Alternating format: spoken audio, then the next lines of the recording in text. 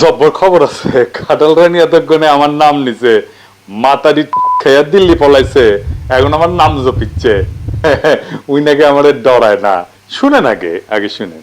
বঙ্গবন্ধু ভবন তো তারা একবার পোড়ালো, তারপরে ভাঙলো, আগুন দিয়েছিল কিন্তু বিএনপির লোক এবং এরা কয়েকজন মিলে, আর তারপর বুলডোজার দিয়ে ভাঙলো। আর ওদিকে সেই কি পিনাক ভট্টাচার্য, ও কিন্তু ভট্টাচার্য না, ও কিন্তু হিন্দু থেকে মুসলমান হয়েছে। ও একদম জামাত ইসলামের নেতার মেয়েকে বিয়ে করেছে। ও এখন ও ভট্টাচার্য লেখে কিভাবে? ও তো ধর্মান্তর হয়ে গেছে।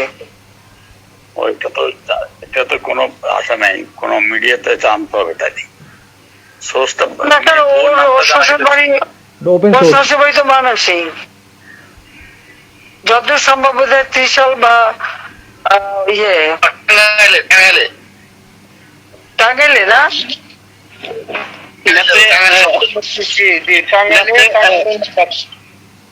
জামাতে ইসলামের নেতা না, জামাতে ইসলামের নেতা কিন্তু তার মেয়েকে তো এই বিধর্মীর সাথে বিয়ে দেবে না, নিশ্চয়ই তার মুসলমান বাড়াইছে। ঘটনা হইতেছে, আমার শ্বশুর তো জামাত করতো না, মনে হয় আমার আর একটা বিয়া জামাতের নেতার মাইয়ার সাথে কাটাল রানী ঠিক করিছে। আলহামদুলিল্লাহ, জামাতের নেতাদের কন্যাদের কার সাথে আমার ঘটকালি করিছে আমাকে না জানায় না। তো ওই কইছে যে আমার নাকি ভট্টাচার্য নামটা ব্যবহার করা উচিত না জামাতের নেতার মাইয়ারে বিয়া করার জন্য। মাতারি তুই যে মিনাল কান্তি আর মোদির খাটকা পাইস, তোর নাম কি দেবো এখন? মাতারি বেশি বাড়িস না, তোর ঘেটি ধরে তুলে নিয়ে আসবো একেবারে। এবার বুঝেছেন তো হাসিনা সবচেয়ে বেশি প্যারা দিছে কে? কেউ যদি আমারে কয় তুই কোন তোরে কে পুষে, উত্তর পাইছি এখন বুঝছাও। আমার এখন সার ডাকবা। যাই হোক, এখন আলাদা আসি। বাংলাদেশে মেলা কিছু হইতেছে। গতকালকে মাহফুজের মাথা পানির বোতলের বাড়ি দিছে, এগুলো সহ অনেক ঘটনা ঘটিচ্ছে। আসেন এগুলো একটু বুঝে দেখি। আজ দেখতেছি যারা একসাথে লড়াই করেছে কালকে তারা ছিন্ন ভিন্ন হয়ে যাইতেছে কেন? এনসিপি আর জামাত কেন এখন মুখোমুখি? আগে বিএনপি আর জামাত ছিল, এর মধ্যে এনসিপি যে কেন ঢুকলো? বাংলাদেশের রাজনীতি স্থিতিশীল হবে না, এটা আমি অনেক আগেই বলছি। কারণ সমাজের মধ্যে যে দ্বন্দ্বগুলো আছে না, সে দ্বন্দ্বগুলো এখনো তীব্র। এই দ্বন্দ্বগুলো ফয়সালা না হইলে বাংলাদেশের রাজনীতি স্থিতিশীল হবে না। বিএনপি বলার চেষ্টা করে যে আমি স্থিতিশীল হওয়ার পথে একটা অন্যতম প্রধান বাধা আমার নাম দিছে উস্কানি ভট্টাচার্য, আরো কত নাম যে পাইলাম, আগে কইতে হেফাজতি ভট্টাচার্য। যাই হোক, বিপ্লবোত্তর বাংলাদেশকে যেভাবে গড়া দরকার ছিল সেটা করতে দেওয়া হয় নাই, ভয় শঙ্কার ষড়যন্ত্রের কারণে। বিপ্লবোত্তর বাংলাদেশকে যারা করতে পারতো তাদের বিপ্লবের উষারগ্নে দূরে ঠেলে দেওয়া হয়েছে, বিপ্লবকে বিপ্লব বলে স্বীকারই করা হয় নাই। সেই কারণে বিপ্লবকে কেমনে ম্যানেজ করতে হবে এটা বোঝা যায়নি। আসলে তো হয়েছে এটা বিপ্লব, সেই বিপ্লবকে তো ম্যানেজ করতে হইতো। বিপ্লব বলেই যদি স্বীকার না করে তাহলে ম্যানেজ করবে কেমনে, তাই না? তোমার হাতের পরিচয়টা বাঘের বাচ্চা, তুমি একে বিল্লাইয়ের মতো করে ম্যানেজ করলে চলবে? চলবে না তো। এই কাজ যারা করিছে একদিন একেবারে ধর্মুনি, ঘেটি ধরে ধর্মুনি, সব বিশাল বুদ্ধিজীবী সেজে গেছে। বিপ্লবের পরে বিপ্লবী শক্তিকে ঘরে পাঠিয়ে দেওয়ার চেষ্টা করা হয়েছে। 5ই আগস্টের বিপ্লবের পরে কে কি ব্লান্ডার করেছে তার তালিকা করা দরকার, তাইলে কার কি দায় সেটা বোঝা যাবে। আজকে সবগুলো বলতে পারবো না, কয়টা বলি।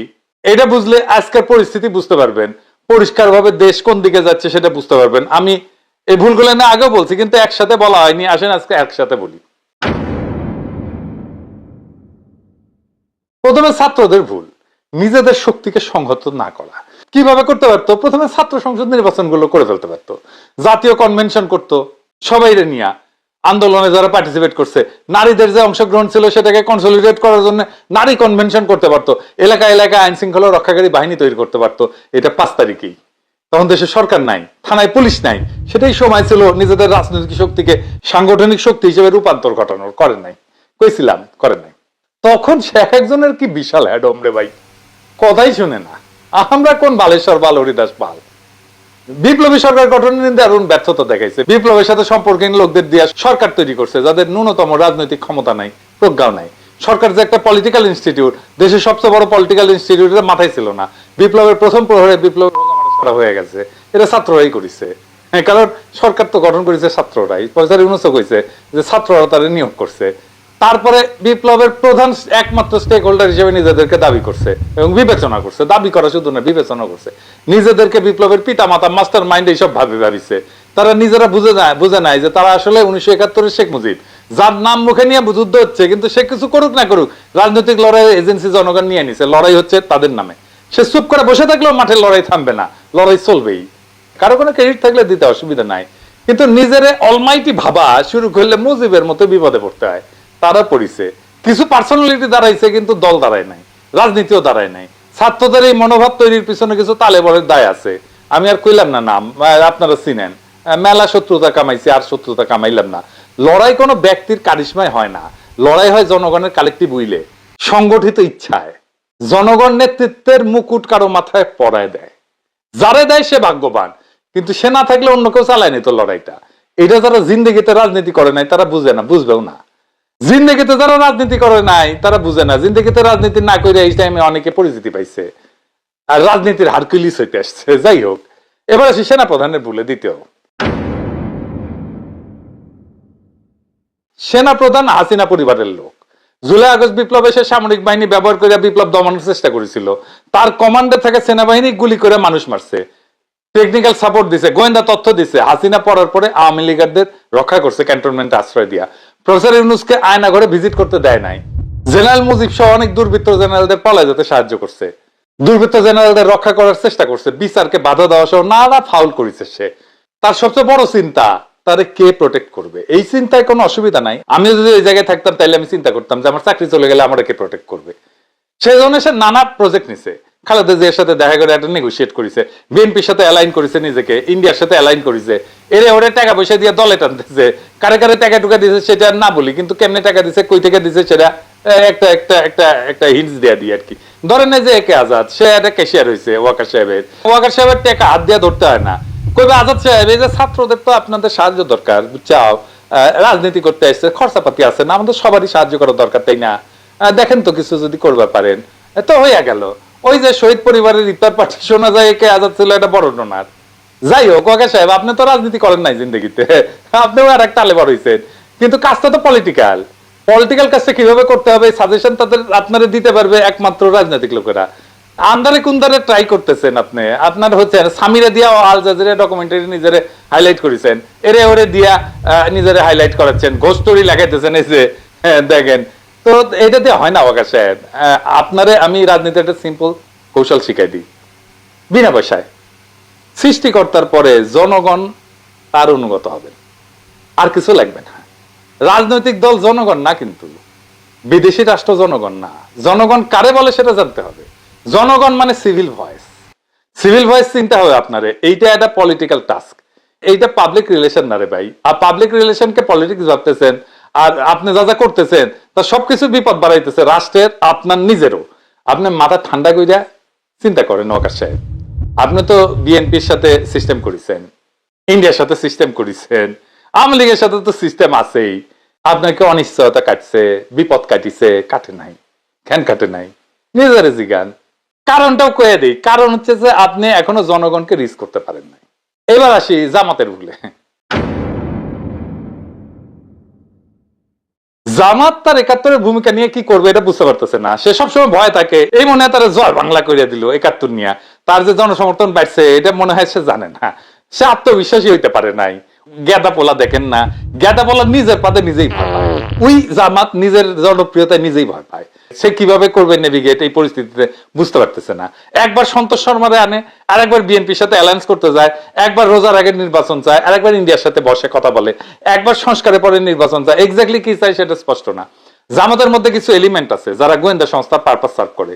শাহবাগে গিয়া গোলাম আজমের বাংলাদেশ স্লোগান তারাই দিছে। জামাত জিন্দেগিতে পার্সোনালিটি কাল্টের রাজনীতি করে নাই, এই স্লোগান জিন্দেগিতে দেয় নাই। গোলাম আজমের বাংলাদেশের স্লোগান তারা জিন্দেগিতে দেয় নাই। কে দিল তাইলে? তার মধ্যে থেকে কারা দিছে, কারা কে শিখাইছে তাহলে? এটা জামাতের টিচিং না, এটা কে শিখাইছে তাহলে? ইন্ডিয়া শিখে দিছে কয়েকজন রে। আবার তারা মনে করে ইলেকশনে জেতার জন্য যে টাকা দরকার সেটা তাদের নাই। যাই হোক, এটা পরে আরো বিস্তারিত আলাপ করবো নি। এবার আসেন একটু বিএনপির ভুলে আসি। বিএনপি মনে করিছে যে আমরা এই তো ক্ষমতায় চলে আসবো, চলে এসেছি, যারা যারা তার প্রতিস্পর্ধী হইতে চায় তাদের পিছে লেগে গেল দলবান্ধা। যেহেতু অ্যান্টি হাসিনা লড়াই আমাদের সবার অ্যাক্টিভিজম তারা হেল্প করেছে, তার নিজের রাজনীতি, নিজের অ্যাক্টিভিজম, নিজের ইন্টেলিজেন্সিয়া গড়ে তোলে নাই, তাই তাদের দলের বাইরের লোকেরা সরে পড়ায়, তারা পড়লো বিরানি আলম আর বুলডগ মির্জাদের খপ্পরে। আর ওইদিকে ফাহাম যে কখনো রাজনীতি করে নাই, রাজনীতি বিষয়টাকে গ্ল্যামার বলে মনে করে, এরাই বিএনপির রাজনীতি আর ন্যারেটিভ তৈরির দায়িত্ব নিল। ফাহামের ন্যারেটিভ নিয়ে ভিডিও করেছি, এটা আসবিনি। যাই হোক, না আমি গালাগালি করব না, এমনি এটা কনস্ট্রাকটিভ ক্রিটিসিজমই হবে আর কি। আমাকে এক বিএনপির গুরুত্বপূর্ণ নেতা আলাপ করলেন কয়েকদিন আগে, ওনার আলাপ থেকে বুঝলাম যে ওনারা খালেদা জিয়াকে আনবেন ইলেকশন ক্যাম্পেইনে। এবারে ওনারা কইতেছেন ট্রাম্প কার্ড, সম্ভবত জুবাইদুর রহমানকেও আনবেন রাজনীতিতে। মাশাআল্লাহ, এটা ভালো, কিন্তু এইটা দিয়ে রাজনীতি হবে না। ব্যক্তিত্ব পরে, আগে দলের রাজনীতি। বিএনপি তো নিজেই বলে ব্যক্তির চেয়ে দল বড়। তার মানে আগে দলের রাজনীতিকে ঠিক করতে হবে, তারপরে না ব্যক্তি সেটাকে আগাই নেবে। কি আর বলবো, রাজনীতি ঠিক না থাকলে কোনো ব্যক্তি রাজনৈতিক হিসাব পাল্টাই দিতে পারে না। এটা পাবলিক রিলেশন না রে ভাই, এটা রাজনীতি। Very serious task. একদম অপরিচিত লোক দেশের নেতা হয়ে গেল 1 মাসের মধ্যে, দেখলেন না? একের পর এক ভুল করতে করতে বিএনপি হয়ে গেল কর্নার। আজকে বিএনপি বাংলাদেশের রাজনীতিকে নিয়ন্ত্রণ করতে পারতেছে না। বিএনপির সামনে আরো ঝামেলা পড়বে, তার দিক থেকে অলিগার্করা সরে আসবে। প্রথমে সরে যাবে মিডিয়াগুলা। এই ঘটনাগুলো কিছুদিন পর থেকেই দেখতে পাবেন। বিএনপির সাম্প্রতিক আচরণগুলো হয়ে উঠতেছে ভয়ঙ্কর রকমের ফ্যাসিস্ট। আমার পেজে এসে একজন বা দুইজন না, একাধিক মানুষ হুমকি দেয় খুন করে ফেলার। চিন্তা করেন, কেন বিএনপি সমালোচনা করি, খুন করে ফেলার হুমকি দেয়। আওয়ামী লীগও হুমকি দিত ইনবক্সে, আর প্রকাশ্যে ওরা হুমকি দিচ্ছে 32 নম্বর ভাঙার পরে। কিন্তু বিএনপির কোনো ভয় ডর নাই, প্রকাশ্যে হুমকি দেয়। আমি আজকে একটা দেখাচ্ছি কি কারণে সে আমাদের দেশে আসতে দেবে না, বা আসলে বাইসা থাকতে দেবে না, ওটা ওরাই জানে। এরা ক্ষমতা আসলে কি করবে আল্লাহ মালুম। হ্যাঁ, আইডম থাকলে করে নিস রে ভাই, হ্যাঁ করে নিস, যে জিতবে ওই তো সিকান্দার হবে। হাইডম থাকলে তুই আমাকে দেখে নেবো, আমার হাইডম থাকলে তো করে দেখে নেবো, তাই তো? এটাই রাজনীতি। রাজনৈতিক দল তার আশেপাশে বন্ধু রাখে, যারা ঠিক দল করে না কিন্তু একটা লুজ সম্পর্ক থাকে তাদের সাথে। আওয়ামী লীগের কাছে কিন্তু মাস্টার ছিল, সেজন্য আওয়ামী লীগ এতদিন রাজত্ব করতে পারছিল। বিএনপি সবাইকে শত্রু বানায়। এদের কর্মীদের রাজনৈতিক শিক্ষা এতই দুর্বল, এরা যখন দাবরানির উপরে থাকে তখন কেসে হইয়া থাকে, আর যখন ক্ষমতার গন্ধ পায় তখন নেকড়ে হইয়া ওঠে। দেখেন বিএনপির কোন ইন্টেলেকচুয়াল আছে? দেখান তো একজন ইন্টেলেকচুয়াল যে বিএনপি করে না, বিএনপির কর্মী না, ইন্টেলেকচুয়াল দেখান তো একজনও নাই। শিল্পী আছে, সাহিত্যিক আছে, রাইটস অ্যাক্টিভিস্ট আছে, কিন্তু কর্মী দিয়ে ভর্তি। গত 20টা বছর কোথাও দাঁত বসাইতে পারে নাই, না দেশে না বিদেশে। আমাদের তো অ্যাক্টিভিস্ট হওয়ারই কথা না, বিএনপির অ্যাক্টিভিস্ট হওয়ার কথা। হয়েছে বিএনপির মধ্যে থেকে অ্যাক্টিভিস্ট বাড়াইছে। যাই হোক, এগুলো নিয়ে আলাপ করবো পরে, নির্বাচন আসুক, ক্যাম্পেইন করে দেবো, দেখাই দেবো জনগণকে কাদের ভোট দিতেছেন। দেখেন কিছুই হবে না হয়তো, কিন্তু আমি না খায় কন্টেন্ট বানাবো। শুধু আমার যে গালিগুলো দিছে বিএনপির কর্মীরা, সেগুলো কম্পাইল করলে না 10টা এপিসোড হয়ে যাবে। সোশ্যাল মিডিয়া কি জিনিস বুঝবে বিএনপি, হারে হারে। বিএনপির ভয়টা কি আসলে? বিএনপি দেখিছে যে তার ক্ষমতা থাকা অবস্থায় ইন্ডিয়া প্রথম আলো আর্মিরা দিয়ে 111 করে হুতাই দিল। এই সিচুয়েশন সে এখন কেমনে ট্যাকেল করবে, আর একটু পরিষ্কার ভাবে বুঝাইব। আমি আগেও বলছি যে বিএনপি ভারতের আবেদারি করে, অথবা অন্তত ভারতের সঙ্গে লিয়াজো করে চলতে চায়, এমন একটা ধারণা আমি আপনাদেরকে বলছি। দেশের বহু মানুষ এমনটাই মনে করে, কিন্তু প্রশ্ন হইতেছে এমন হইলো কেন? আমরা এটা বিএনপির তরফ থেকে বুঝে দেখি যে বিএনপি সিচুয়েশনটাকে কেমনে দেখছে, কেন এটা বিএনপি করলো, অনেকে প্রশ্ন করে। আসেন এটা একটু বুঝে দেখি। 5ই আগস্টের আগে মিলিটারি সরকার চাই এরকম মিছিল হয়েছে না, স্লোগান দিচ্ছে না, দেয়ালে দেয়ালে দাবি লেখা দেখছি না আমরা। অন্যদিকে আমরা বিপ্লব করছি, তাতে আমরা সেনাবাহিনীকে হারাইতে পারিনি, কিন্তু বরং আপোষ করে হাসিনাকে বিদায় করতে হয়েছে। আর এখন এই একই সেনাবাহিনী বিএনপি কে পছন্দ করতেছে, অন্তত চুপচাপ তাদের সুবিধা করে দিচ্ছে, এরকম ইঙ্গিত তো স্পষ্ট। খালেদা জিয়া সাথে ওয়াকার দেখা করছে, তারপর থেকে এটা হয়েছে। আবার ওয়াকার যখন বিপদে পড়ে তারেক রহমান নিজে আগে আসে, কারণ 5 থেকে 8ই আগস্টের মধ্যে সেনাবাহিনী, হাসিনার আমলাতন্ত্র, সিভিল এলিট, মতিউর মাহফুজ, প্রথম আলো, ডেইলি স্টার, এগুলোর সাথে একটা সমঝোতা হয়ে গেছে। এটাই আমার ধারণা। প্রফেসর ইউনূস এই আপোষ চুক্তির উল্টা দিকে দাঁড়ায় লড়াই করতেছেন। এবার হিসাব মিলান, খুবই সরল হিসাব। আমাদের মিলিটারি ইন্ডিয়ারে ভয় পায়, এটা মানেন বা না মানেন, এটাই হইতেছে বাস্তবতা। ভয় পায় এই কারণে যে ভারত হামলা করলে যুদ্ধ করতে হবে, এই সম্ভাবনা ওদের সুখ স্বপ্নে বিঘ্ন ঘটায়।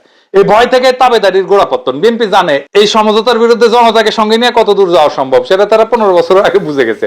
খালেদা জিয়া জেলে যাওয়ার সময় জনগণ নামে নাই, কর্মীরা নামছে, জীবন দিছে, কিন্তু তাদের ডাকে নামে নাই জনগণ।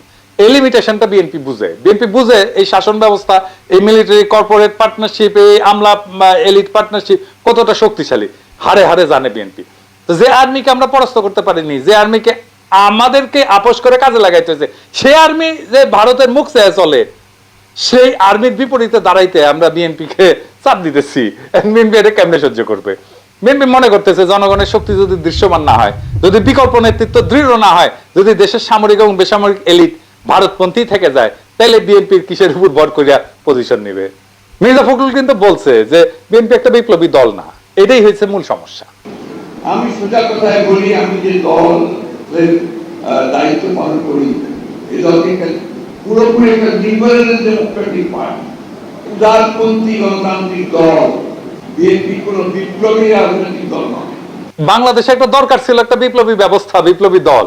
বিএনপি হইতে পারতো, কিন্তু সে হইতে চায় না। এই জায়গাটা হয়েছে সমস্যা।